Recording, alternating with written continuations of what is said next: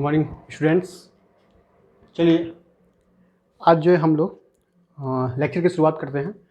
तो मैं अभी क्या करने वाला हूँ आप लोगों को, ये पहला लेक्चर है। आज के बाद आपका लेक्चर कंटिन्यू मिलेगा आप लोगों को, ठीक है। तो कुछ बातें जो कि सीबीएसई बोर्ड जो इस बार पूछने वाला है मैं आपको बता देता हूँ। बहुत सारे बच्चे जानते भी होंगे बट बहुत सारे बच्चे नहीं भी जानते होंगे, इसलिए मैं आपको थोड़ा सा ब्रीफ नॉलेज दे देता हूँ कि कैसे कैसे क्या है। देखिए, आपका जो एग्जामिनेशन होने वाला है उसमें 3 सेक्शन होंगे, ठीक है। पहला सेक्शन ए, दूसरा सेक्शन बी और तीसरा सेक्शन सी। सेक्शन ए में आपके पास 20 क्वेश्चंस रहेंगे, सेक्शन बी में आपके पास 20 क्वेश्चंस रहेंगे और सेक्शन सी में आपके पास 10 क्वेश्चंस रहेंगे। दैट मीन्स टोटल आपके पास 50 क्वेश्चंस आपसे पूछा जाएगा और इस 50 क्वेश्चंस में you must have to solve 40 questions. That means in the 20 question you have to solve 16 question.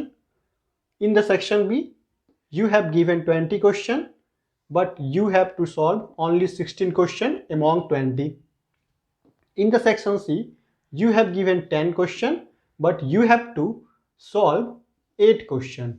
That means total 16 plus 8 40 question. ये 40 क्वेश्चन आपको करना है। 50 में से सिर्फ 40 क्वेश्चन आपको करके आना है, ठीक है। Section A, section B, section C, यही 3 क्वेश्चन आपके पास, यही 3 सेक्शन आपके पास रहेंगे। ओके, चलिए ये तो रह गए आपके पैटर्न की बात, कैसे कैसे पैटर्न होगा। इस पैटर्न में 7 यूनिट्स हैं आपके, उसी 7 यूनिट्स में से बहुत सारे यूनिट्स जो है आपको रिड्यूस कर दिया गया है। तो मैं सिर्फ और सिर्फ जो आपके सिलेबस में है, जो इस बार आने वाला है, मैं सिर्फ और सिर्फ उसी को कवर करने वाला हूँ। ओके, जैसे ही मैं वो कवर कर दूंगा तो आप लोगों को एक भी क्वेश्चन ऐसा नहीं है जो कि छूट जाएगा, लेकिन आपको प्रैक्टिस करना पड़ेगा। दूसरी बात, मैं ये जो कि क्रैश कोर्स है तो उसमें मैं एक ही लेक्चर में सारा का सारा कॉन्सेप्ट आपको दे दूंगा। उसके बाद मैं आपको ऑब्जेक्टिव क्वेश्चंस करा दूंगा। उसके बाद एक मैं इसी वीडियो के डिस्क्रिप्शन में आपको लिंक मिल जाएगा टेलीग्राम का, उस पर आप आ करके जुड़ जाइए। जो क्वेश्चन मैं कराऊंगा वहाँ पे उसका PDF आपको मिल जाएगा। ओके, जैसे ही PDF मिल गया आपको, आप उसको फिर से प्रैक्टिस कीजिए। कोई भी डाउट हो, कोई भी दिक्कत आ रही हो, हमें आप बेशक से मेरे कमेंट बॉक्स में लिख दीजिए या फिर हमारे टेलीग्राम ग्रुप पे आप लिख दीजिए। क्लियर है? चलिए आज लोग शुरुआत करते हैं।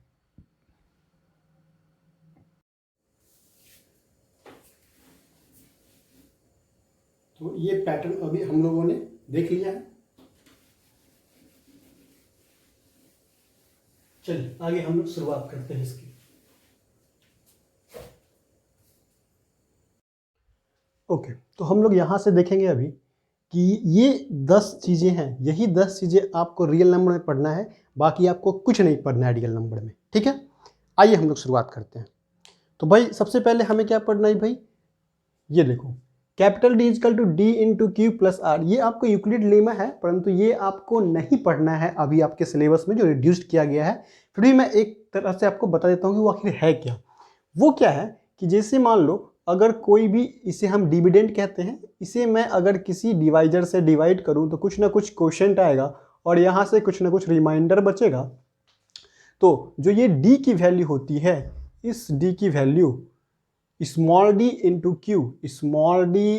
क्यू प्लस आर के इक्वल ही होता है, ठीक है। हालांकि ये भी सिलेबस में नहीं है, आपको इसका कोई प्रूफ वगैरह नहीं है, इसलिए हम लोग अभी सिर्फ इसे देख लेते हैं। जैसे अगर मान लो हम 17 को डिवाइड कर दें 2 से, तो कैसे डिवाइड करेंगे भाई, 17 को 2 से डिवाइड किया, 8 बार में 16 1।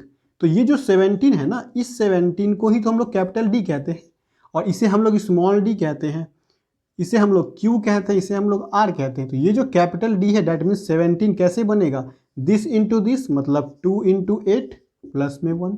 देखो यही 2 क्या था, स्मॉल d था, ये q था और प्लस ये r था और ये कैपिटल D था, तो ये 17 बन गया। तो इसी को हम लोग कहते हैं dividend is equal to divisor into quotient plus remainder, ठीक है।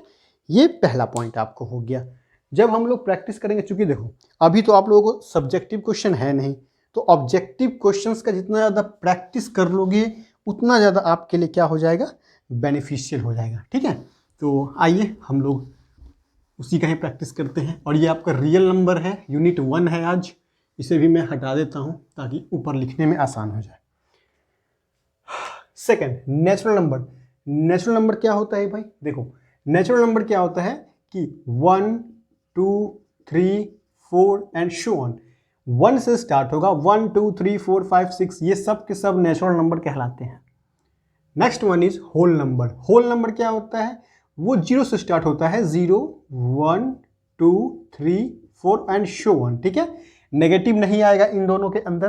देखो भाई, मैं हर चीज़ को इतने अच्छे से एक्सप्लेन कर दूंगा, आप बस मेरे एक एक बात को सुनते चले जाओ। जो बच्चा एक एक बात को सुनते चला गया, समझ जाओ कि उसको हर एक चीज़ समझ में आ जाएगा। जब ऑब्जेक्टिव क्वेश्चंस कराया जाएगा, जब आपका जो सिलेबस है क्वेश्चन प्रैक्टिस करा देंगे हम, जब आपका जो प्रीवियस ईयर क्वेश्चन वो करवाने लगेंगे, सब के सब यूज आएंगे। क्लियर है? आइए देखते हैं। इंटीजर्स। इंटीजर्स क्या होता है भाई? इंटीजर्स नथिंग बट जो फ्रैक्शन में ना हो उसे इंटीजर कहते हैं। जैसे 0 1 2 3 4 एंड सो ऑन, -1 -2 -3, ये सब के सब इंटीजर होते हैं। ठीक है, इंटीजर का मतलब है, मैंने डेमो लेक्चर में भी आपको बताया था, इंटीजर का सीधा सा मतलब ये है कि जिसका डिनोमिनेटर में 1 हो जाए। देख लो, लिंक डिस्क्रिप्शन में पड़ा होगा डेमो लेक्चर, उसमें मैंने बता रखा है। Real number. रियल नंबर क्या होता है भाई? रियल नंबर सब होता है, जैसे नेचुरल नंबर कह दोगे, या फिर होल नंबर कह दो, रेशनल नंबर कह दो, इरेशनल नंबर कह दो, सब के सब रियल नंबर है। रियल नंबर आखिर होता क्या है? एक लाइन हम लोग जो ड्रॉ करते हैं, ये बीच में 0 और ये -इन्फिनिटी से इन्फिनिटी, यहाँ पे हम लोग 1 2 3 4 ऐसे करके देते हैं। यहाँ हम लोग -1 -2 एंड -3 देते हैं। ये सब के सब रियल नंबर है। अच्छा देखो, 1 और 2 के बीच में कितने नंबर हो सकते हैं? बहुत सारे, इनफाइनाइट नंबर हो सकते हैं। कैसे? देखो, 1 और 2 के बीच में 1.01, ये भी तो 1 और 2 के बीच में है। 1.001, यह भी 1 और 2 के बीच में है। 1.0001, ऐसे करके बढ़ाते चले जाओगे, इनफाइनाइट तक चले जाओगे। इसीलिए कहा जाता है ये सब के सब रियल नंबर है, आइदर इट इज रेशनल और इरेशनल। ठीक है, तो इसी को कहते हैं हम लोग रियल नंबर लाइन। ये सब के सब रियल नंबर हैं। आते हैं रेशनल नंबर। रेशनल नंबर क्या होता है? जो p/q के फॉर्म में हो उसे हम लोग रेशनल नंबर कहते हैं। p/q के फॉर्म में हो और यह जो q है वह नॉट इक्वल टू 0 हो। जैसे 5/2, यह रेशनल नंबर है क्योंकि q जो है नॉट इक्वल टू 0 है, क्योंकि अगर 0 हो जाएगा तो समथिंग बाय 0 अनडिफाइंड हो जाता है, इसीलिए इसे हम लोग रेशनल नंबर कहते हैं। क्लियर है? चलिए आते हैं इरेशनल नंबर। इरेशनल नंबर कहता है कि जो भी p/q के फॉर्म में हो, ठीक है, बट जब इसका हम डिवीजन निकालें, तो ये क्या हो? नॉन टर्मिनेटिंग हो। क्लियर है? तो चलिए नॉन टर्मिनेटिंग और टर्मिनेटिंग हम थोड़ा एक बार देख लेते हैं कि आखिर रेशनल और इरेशनल में कहता क्या। भाई यहाँ पे समझो, बहुत ही इंपॉर्टेंट चीज़ें हैं। जैसे मान लो √2 कह दिया हमने, तो जैसे ही √2 कह दिया तो 1.41 और चलते चला जाएगा, तो इसे हम लोग इरेशनल नंबर कहेंगे। ठीक है, जिसे हम लोग p/q के फॉर्म में रिप्रेजेंट कर सके उसी को हम लोग क्या बोलेंगे? रेशनल नंबर बोलेंगे। ठीक है, तो इसको थोड़ा सा ब्रीफ में समझने के लिए ध्यान दो। अब आपको आएगा यहाँ से क्वेश्चन आपका एराइज हो जाएगा, क्योंकि जो ऑब्जेक्टिव क्वेश्चन है वो यहाँ से बनना स्टार्ट हो जाएगा। जब हम ऑब्जेक्टिव क्वेश्चन कराएंगे आपको सब समझ में आ जाएगा। आइए देखते हैं, ध्यान से देखना। जैसे मान लो p/q है, ठीक है, p/q के फॉर्म में हमने कर दिया, तो इसे तो हम लोग रेशनल नंबर कहेंगे। ठीक है, बट जिसे p/q के फॉर्म में रिप्रेजेंट हम नहीं कर पाए उसे हम लोग इरेशनल नंबर कहेंगे। तो रेशनल नंबर कहने का मतलब है, रेशनल नंबर वह भी होता है, जैसे मान लो कि यहाँ से दो चीज़ें होती है जो रेशनल नंबर कहलाती हैं। कौन कौन? एक तो आप जैसे ही उसको डिवाइड करोगे, पॉइंट में लाओगे, तो वो होगा टर्मिनेटिंग, एक होगा नॉन टर्मिनेटिंग एंड रिपीटिंग। दोनों के दोनों रेशनल नंबर होंगे। लेकिन इरेशनल नंबर क्या होगा? जैसे ही इसको पॉइंट में आप कन्वर्ट करना चाहोगे तो ये नॉन टर्मिनेटिंग होगा। ठीक है, non terminating and non repeating, तो ये इरेशनल नंबर होगा। बस इतना याद रखना क्योंकि आपको क्वेश्चन यहीं से पूछेंगे। जैसे एग्जांपल देख लो, अगर मैंने कहा 17/19, मैंने कहा 17/9 कर लो, चलो 17/9, क्या ये रेशनल नंबर है? तो ऐसे तो मुझे दिखने में लग रहा है कि हाँ भाई ये रेशनल नंबर है, लेकिन अगर मैं इसे ध्यान से देखूं, जब मैं इसे डिवाइड करता हूं 9 से, तो देख रहा हूं 1 टाइम्स में 9 जाएगा, ठीक है, यहाँ कितना बचेगा 9, 1 10 8, ठीक है, पॉइंट दिया, 0 दिया, 9 9 81, 8 बार में जाएगा 72 8, फिर 0 दिया, फिर 8 बार में जाएगा 72 8, देख लो बार बार 8 आ रहा है, इसका मतलब हम क्या समझ रहे हैं कि 8 8 8 8 आते चला जाएगा, मतलब 1.88 ये आते चला जाएगा, इसलिए हमने इसके ऊपर बार कर दिया। देखो ये क्या है, ये नॉन टर्मिनेटिंग है, मतलब ये 8 8 8 8 8 8 8 8 आते चला जाएगा, तो इसको हम लोग नॉन टर्मिनेटिंग कहेंगे। बट नॉन टर्मिनेटिंग के साथ साथ ये रिपीटिंग भी है, 8 8 8 8 रिपीट कर रहा है, इसका मतलब यह जो है नॉन टर्मिनेटिंग रिपीटिंग है। क्लियर है? तो नॉन टर्मिनेटिंग रिपीटिंग रहे तो ये क्या हो जाता है, ये आपको रेशनल नंबर हो जाता है। कौन सा एग्जांपल देखा अभी हमने, इसका non terminating repeating, this is rational number. Okay, आगे आते हैं। अब मान लो कि हमें कह रहा है 2/5, या हमने कह दिया नेक्स्ट एग्जांपल 5/2। तो 5/2 को देखते हैं क्या है, हाँ p/q के फॉर्म में है, पर देखना पड़ेगा हमें। 5 को 2 से किया, 2 बार में 4, 1 पॉइंट दिया 0, 5 बार में 10, क्या हो गया ये 2.5 ही, क्या हो गया ये जो है टर्मिनेटिंग हो गया। टर्मिनेटिंग का मतलब कि किसी खास पॉइंट पे आकर के उसका रिमाइंडर 0 कर दो। यहाँ रिमाइंडर कभी भी 0 नहीं हो रहा है और बार बार एक ही नंबर से डिवाइड होते चला जा रहा है, ठीक है। इसका मतलब है कि यह क्या है, टर्मिनेटिंग। जहां टर्मिनेटिंग होगा तो it is also a rational number. Clear है? तो इसका एग्जाम्पल हमने देख लिया। जैसे ये हो गया 17/9, इसका एग्जाम्पल देखोगे तो 5/2। अब देखते हैं नॉन टर्मिनेटिंग नॉन रिपीटिंग, ना तो टर्मिनेटिंग है ना तो रिपीटिंग है, वो चीज़ देख लेते हैं। चलिए, अगर वो चीज़ देखते हैं तो जरा देख लो आप इसको 22/8, ठीक है।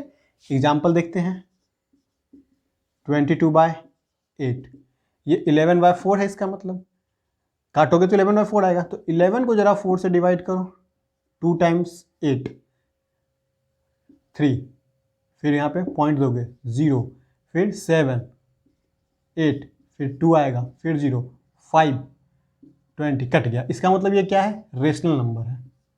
क्यों? क्योंकि ये टर्मिनेटिंग हो गया, ठीक है।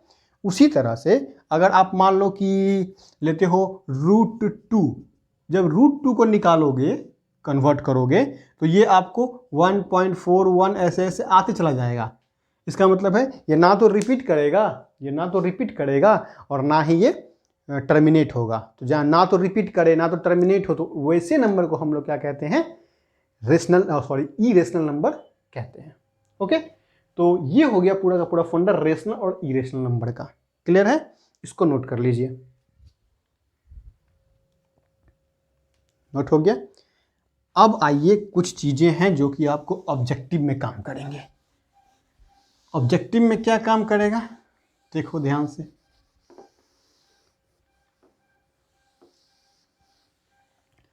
अगर आपको पता करना है कि कोई भी नंबर रेशनल है कि इरेशनल है, टर्मिनेटिंग है कि नॉन टर्मिनेटिंग है, तो ज़रा ध्यान से देखना।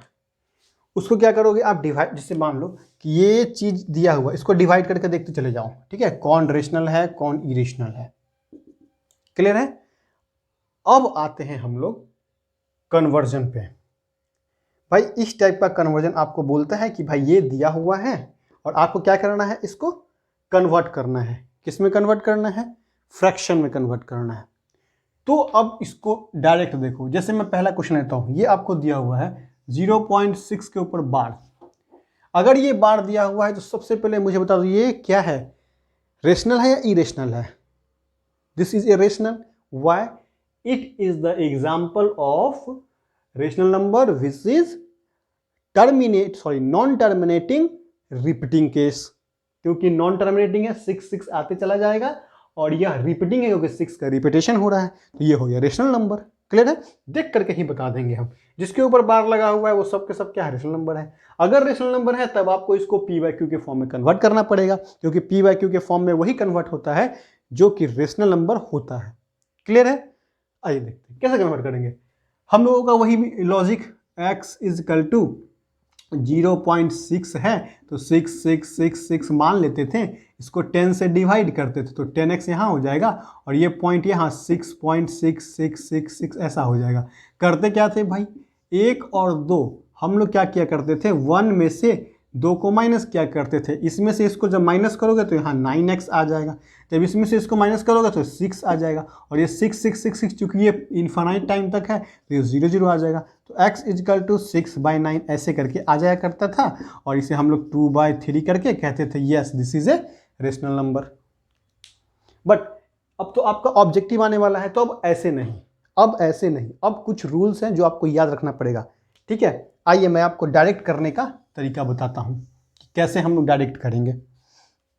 जैसे क्वेश्चन देख लो, एग्जाम्पल दिया हुआ है 0.6 के ऊपर बार है। ठीक है, इसको हमें फ्रैक्शन में कन्वर्ट करना है, कुछ नहीं करना है भाई, सीधा सा बात है। जो दिया 0 पॉइंट रहना चाहिए, जो दिया हुआ है, वैसे मैं एग्जाम्पल अभी कराऊंगा सब समझ में आ जाएगा। 0.6 बार जो दिया हुआ है वो लिख लो, तो पॉइंट के बाद क्या दिया हुआ है, ओनली 6, तो यहाँ 6 लिख लिया।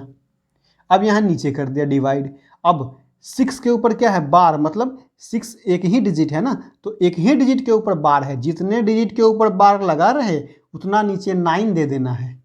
तो एक ही डिजिट के ऊपर 9 है तो 9 दे दिया, बस यही आंसर हो गया। इसी को 2/3 कर दो काट के, यही आंसर आ गया। चलिए अगला एग्जाम्पल देखते हैं हम लोग। 0.36 देखो, 0.36 के ऊपर बार लगा हुआ है। करना क्या, इतना करेंगे नहीं, सीधा क्या लिखा हुआ है भाई, 36, तो हमने लिख दिया 36 अपॉन कितने नंबर के ऊपर बार लगा हुआ है, 1 2, जितने नंबर के ऊपर बार लगा हुआ है उतना 9 नीचे देना है, तो उतना 9 नीचे दे दिया। बस ये कहानी, इसको काट कुट लो, यही आंसर हो गया। ठीक, एग्जाम्पल अगला 0.254 0.254 और सिर्फ 54 के ऊपर बार लगा हुआ है। ठीक है, उस समय क्या था, 0 पॉइंट के बाद जितने नंबर थे सबके ऊपर बार लगा हुआ है, यहाँ पे 2 को छोड़ दिया गया है। अब क्या करेंगे भाई, यही समझने वाला बात है, समझना यहाँ पे क्या करना है। बार का मतलब है, याद रखने का एक तरीका है, बार का मतलब है कि उसके ऊपर भगवान जी का आशीर्वाद है। अगर भगवान जी का आशीर्वाद है तो वो सबसे हाईएस्ट नंबर जाएगा, मतलब 0 1 2 3 0 से लेकर 9 में सबसे बड़ा कौन है, 9 होता है, तो इसलिए उसके साथ हमेशा 9 आएगा, सबसे बड़ा नंबर।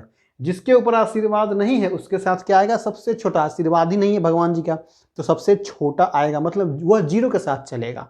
ठीक है, और साथ ही साथ यह रुष्ट हो जाता है कि मेरे ऊपर आशीर्वाद नहीं है, इसीलिए यह कहता है कि हम भाई तुमको नहीं रखेंगे। कहने का मतलब क्या हुआ, देखो क्या हुआ, करना क्या है, सबसे पहले तो 0 पॉइंट इन पूरे को लिख देना है, इन पूरे को लिख दिया तो 254 लिख दिया। अब कहा गया कि भाई आशीर्वाद तो हम ही दोनों के ऊपर था ना, तुम्हारे ऊपर तो आशीर्वाद ही नहीं था, तो हम आए हैं हम तुमको नहीं लेंगे। नहीं लेंगे का मतलब कि हम तुमको माइनस कर देंगे अपने में से। तो क्या करना है, जितना के ऊपर बार नहीं है उसको इसमें से माइनस कर देना है, तो माइनस का 2 कर दिया, क्योंकि 2 ही के ऊपर तो बार नहीं था, टोटल में डिवाइड कर देना है। अब मैंने क्या कहा, जितने के ऊपर बार उतना तो 9 देना ही है, तो उतना 9 दे दो, और जितने के ऊपर नहीं है बार वह 0 देना है, वह 0 के साथ जाएगा। तो 2 के ऊपर, मतलब एक ही के ऊपर बार नहीं है तो एक 0 आ जाएगा। बस समझ में आया, तो क्या हो जाएगा 252 अपॉन 990। सॉल्व कर लो काट कूट के। क्लियर है, एक एग्जाम्पल और देख लेते हैं, एग्जाम्पल ही देखोगे तो सही होगा। ये आपका कन्फर्म है कि एक क्वेश्चन पूछेगा ही पूछेगा आपसे। ये देख लो भाई, चलो एक और एग्जाम्पल ले लेते हैं। मान लेते हैं 0.4238, अब इसके ऊपर बार दिया हुआ है। अब क्या करेंगे भाई, करना कुछ नहीं है, जो 0 पॉइंट के बाद लिखा हुआ है सब लिख दो, 4 2 3 8 लिख दिया। लेकिन कहता है कि भाई मेरे ऊपर भगवान का आशीर्वाद है, हम तुमको साथ में नहीं लेके जाएंगे, तो माइनस करेंगे किसको, जिसके ऊपर बार नहीं लगा हुआ है, बार 42 के ऊपर नहीं लगा हुआ है, इसलिए 42 को माइनस कर दिया। उसके बाद डिवाइड दे दिया। अब कहता है कि भाई हम तो आशीर्वाद के साथ हैं तो हम 9 लाएंगे नीचे, और ये कहता है हम आशीर्वाद के साथ नहीं है तो चलो हम 0 लाएंगे नीचे। 2 0 क्यों, क्योंकि 2 टर्म है, 2 के ऊपर नहीं, इसलिए 2 0 दिया। ठीक है, इसको कैलकुलेट कर लो। अगला एग्जाम्पल 1.245, 1.224 के ऊपर बार। तो भाई ये कहता है, अब तो 0 पॉइंट वाला हम समझ रहे थे, ये तो 1 आ गया, कोई दिक्कत नहीं। सीधा सा 1 को क्या करो, अलग कर लो, 1 प्लस 0.224 बार। इसको तो मैं ऐसे लिख ही सकता हूँ, कोई दिक्कत नहीं, 1 तो 1 के साथ रहेगा। अब इसमें वही कहानी अपना दो जो हम लोग अपनाते थे। क्या अपनाया करते थे कि भाई जो 0 पॉइंट के बाद है उसको लिख लो 224। क्या किसी के ऊपर आशीर्वाद नहीं भी है? हाँ, 2 के ऊपर आशीर्वाद नहीं है, इसलिए मैंने 2 को माइनस कर दिया। अब डिवाइड में, अच्छा ये तो अलग है, इसमें डिवाइड नहीं करना है, सिर्फ इसी का तो काम कर रहे हैं हम लोग। इसमें क्या करेंगे, जो आशीर्वाद के साथ आया है दोनों, वहाँ 2 9 दे देंगे, और आशीर्वाद के साथ 1 नहीं आया है तो 1 0 दे देंगे। बस आंसर हो गया ये 1 प्लस 222/990। क्लियर है? देखो भाई 1 प्लस इतना को हम ऐसे भी लिख सकते हैं मिक्स्ड फ्रैक्शन में, 1222/990, ऐसे भी लिख सकते हैं। बात समझे? ऐसे क्यों लिख सकते हैं, एक बार ध्यान से देख लो। जैसे मैंने कहा आपको कि 17 को जब मैंने 8 से दिया तो 2 टाइम्स में 16 गया और ये 1 बचा, तो मैं आखिर कैसे लिख सकता हूँ, यही तो लिख सकता हूँ ना भाई, 8 दूनी 16 मतलब 2 1/8, सॉरी ऐसे चलते हैं ना, 2 1/8 मिक्स फ्रैक्शन में तो यही होगा। तो करते क्या थे भाई, 2 1/8, अगर इसको फ्रैक्शन में बदलोगे तो 8 दूनी 16 और 1 17, ऐसे ही बदलता है, 17/8 आएगा। तो कहने का मतलब आप ऐसे लिखो, चाहे इसी को मैं ऐसे भी तो लिख सकता हूँ 2 + 1/8, फिर भी 17 ही आएगा। देख लो, 8 दूनी 16 प्लस 1 17 और 17/8 एलसीएम लोगे तो इसको ऐसे लिखो, चाहे इसको ऐसे लिखो, मिक्स्ड फ्रैक्शन में ऐसे लिखो। ठीक है, प्लस है तो इसको हटा के यहाँ लिख सकते हो मिक्स्ड फ्रैक्शन में। क्लियर है? मुझे लगता है ये सारा का सारा कॉन्सेप्ट आपको क्लियर हो गया होगा। ओके, चलिए इसको नोट कीजिए, उसका आगे कॉन्सेप्ट हम लोग समझते हैं। चलिए आइए, हमने समझ लिया था कहाँ तक भाई, कन्वर्जन। ठीक है, अब आते हैं एलसीएम और एचसीएफ कैसे निकलता है। भाई ध्यान से देखना, एलसीएम एंड एचसीएफ यही हम लोग सीखने जा रहे हैं। तो एलसीएम एचसीएफ सीखने के लिए क्या करेंगे, कैसे निकलता, ध्यान दो। मान लेते हैं कि मेरे पास 16 18 20, इसी का हमें एलसीएम निकालना है और साथ ही साथ एचसीएफ भी निकालना है। करेंगे क्या, सिंपली 16 को तोड़ देंगे। ठीक है, जैसे मान लो 16 18 और 20, एक साथ इसको तोड़ दो, जितने से जाए, 2 से 8 टाइम्स, ये 9 टाइम्स, दिस इज 10 टाइम्स, ये क्या है 8 9 एंड 10। अब देखो क्या तीनों में क्या कुछ कॉमन है, अगर तीनों में कॉमन रहे तभी तक तोड़ेंगे, तीनों में कॉमन नहीं रहे फिर छोड़ देंगे तो एचसीएफ निकल जाएगा। कहने का मतलब अगर तीनों में कोई भी एक ऐसा मुझे नंबर नहीं मिल रहा जो तीनों को डिवाइड कर दे, इसका मतलब अब छोड़ देंगे, ये जो 2 है यही 2 इसका क्या हो जाएगा, एचसीएफ हो जाएगा। बट एलसीएम निकालने के लिए जहां तक होता है वहां तक चल जाएगा, मतलब 2 कट रहा है तो 2 ही को काटो, यहाँ पे 2 से काटेंगे 8 4 हो जाएगा, और 9 नहीं कट रहा है तो 9 को 9 ले रहने देंगे, 10 को 5, फिर कुछ से कट रहा है क्या, नहीं कट रहा है, तो अब 4 5 9 रहने दो।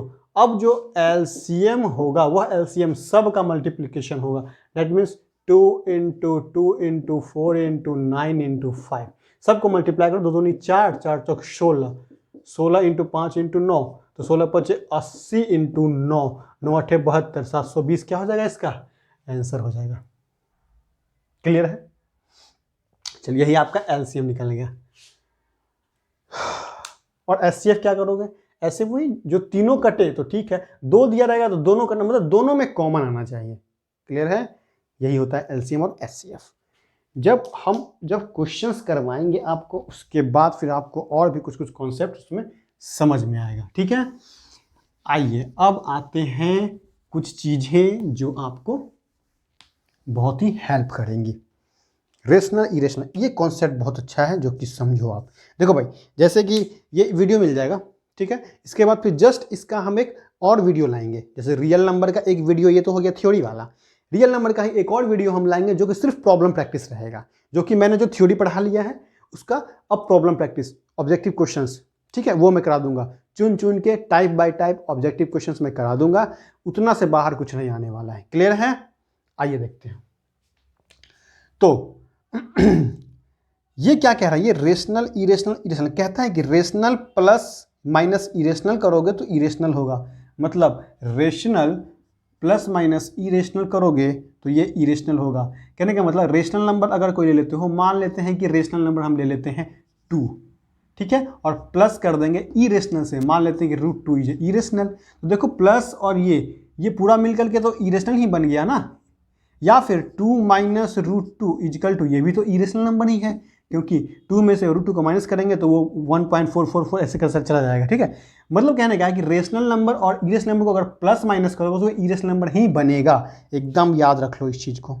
दूसरा, rational number into irrational number, अगर रेशनल नंबर रेशनल को इरेशनल से मल्टीप्लाई करोगे इरेशनल ही बनेगा। जैसे रेशनल 2 है, इरेशनल क्या है √2, तो क्या बन गया 2√2, ये भी तो आपका इरेशनल नंबर ही है, ठीक है।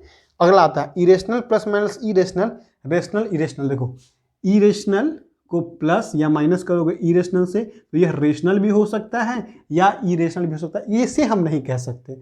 जैसे एग्जांपल, मान लो कि √2 एक इरेशनल नंबर है और माइनस कर दिया √2 से, ये भी तो आपको इरेशनल, ये भी इरेशनल, दोनों को माइनस कर दिया तो क्या हो गया 0, 0 ये रेशनल नंबर। तो रेशनल माइनस इरेशनल क्या हो गया, रेशनल भी तो हो गया। बट ऐसा भी तो कह सकते हैं कि √2 और माइनस √3, ये भी इरेशनल माइनस इरेशनल, और √2 माइनस √3 कुछ ना कुछ तो नंबर आएगा जो कि इरेशनल नंबर आएगा। तो एक बार रेशनल आ रहा है, एक बार इरेशनल आ रहा है, बात समझे, कुछ भी आ सकता है। अच्छा प्लस करके भी देख लोगे तो वही चीज़ हो जाएगा। जैसे मान लो √2 + 1, ये क्या है, इरेशनल नंबर है। क्लियर है? एक और इरेशनल नंबर लेना है, प्लस करना है, तो प्लस हम कर देंगे -√2 - 1, लो, तो ये भी तो इरेशनल नंबर है। तो दोनों को जब प्लस करोगे तो ये माइनस माइनस कट जाएगा, ये कट जाएगा, क्या हो जाएगा 0, जो कि रेशनल आ गया। वही अगर हम यहाँ प्लस ले लेंगे तो वो आपका इरेशनल आ जाएगा। कहने का मतलब अगर दो इरेशनल नंबर को प्लस करते हो या माइनस करते हो, वह रेशनल भी आ सकता है, वह इरेशनल भी आ सकता है, depending upon situation of this questions. Okay, next कहता है इरेशनल इंटू इरेशनल। अगर हम इरेशनल को इंटू कर दे इरेशनल से, वह रेशनल भी आ सकता है, वह इरेशनल भी आ सकता है। ऐसा क्यों आ सकता है? क्योंकि देखो भाई, अगर √2 इंटू √2 कर दिया, इरेशनल इरेशनल, √2 इंटू √2 2 हो जाता है, जो कि रेशनल कहला जाता है। लेकिन आपसे कहा जाए कि √2 + 1 इरेशनल है, और इंटू में कर दो √2 फिर से +1, ये भी तो इरेशनल है। आप जब इसको करोगे तो ये भी आपको इरेशनल नंबर आएगा। क्यों? क्योंकि इन दोनों का स्क्वायर हो जाएगा, तो a² 2, इसका 1 अब +2√2, टोटल क्या हो गया इरेशनल। तो रेशनल भी आ सकता है, इरेशनल भी आ सकता है। वही कहता है अगर दो इरेशनल नंबर को मल्टीप्लाई करोगे तो रेशनल या कुछ भी आ सकता है। भाई ये जो मैंने बताया है ना, ऑब्जेक्टिव बनेगा तो यहीं से बनेगा, इसके सिवा कहीं से नहीं बनेगा। क्यों? ध्यान से देखना, आपसे क्या क्या ऑब्जेक्टिव पूछा जा सकता है, अब उस पर गौर करो, ठीक है। ये सब्जेक्टिव क्वेश्चन नहीं है कि रट्टा मारते चले गए, कॉन्सेप्चुअल क्वेश्चन है। ध्यान से देखना अब ऑब्जेक्टिव वाला टर्म कैसे कैसे बनने वाला है। भाई पहले तो आपके पास जो 4 ऑब्जेक्टिव है यहीं से आ गया कि 2 rational number and 2 irrational number, plus करो माइनस करो क्या बनेगा, रेशनल बनेगा, इरेशनल बनेगा, क्या बनेगा, ठीक है। अब आपसे सीधे कह देगा 0.6 बार इसकी वैल्यू क्या हो जाएगी, ये आपका एक ऑब्जेक्टिव हो गया। यहाँ से जब 2, 2, 4 है, इसकी वैल्यू निकालिए, वो ऑब्जेक्टिव हो गया। ये ऑब्जेक्टिव हो गया। एलसीएम से ऑब्जेक्टिव, ये रेशनल है कि इरेशनल है, वो objective. Rational number irrational number क्या होता है, रियल नंबर क्या होता है, इंटीजर क्या होता है, होल नंबर, नेचुरल नंबर, और ये इसे तो खैर आपके सिलेबस में नहीं है अभी। नेचुरल नंबर क्या होता है, होल नंबर क्या होता है, कहाँ से स्टार्ट होता है, कहाँ तक जाता है, ठीक है। ये सब के सब चीज़ें आपको समझ में आना चाहिए, ठीक है। अब देखो एक क्वेश्चन और पूछता है भाई कि अगर 2/5 है, ये रेशनल नंबर तो है, बट ये बताइए कि ये रिपीटिंग है या नॉन रिपीटिंग है। तो नॉन रिपीटिंग तो होगा ही नहीं भाई, कॉन्सेप्ट समझना, नॉन रिपीटिंग तो होगा ही नहीं, क्योंकि नॉन रिपीटिंग अगर है तो क्या होगा, वो तो इरेशनल हो जाएगा, जबकि हमसे ये कह रखा है कि 2/5 इज रेशनल। अगर ऐसा कह रखा है, ऐसे मान लो कि अगर क्वेश्चन ही कह दिया कि if p/q is a rational number, तब देकर के 4 ऑप्शन दे दिया।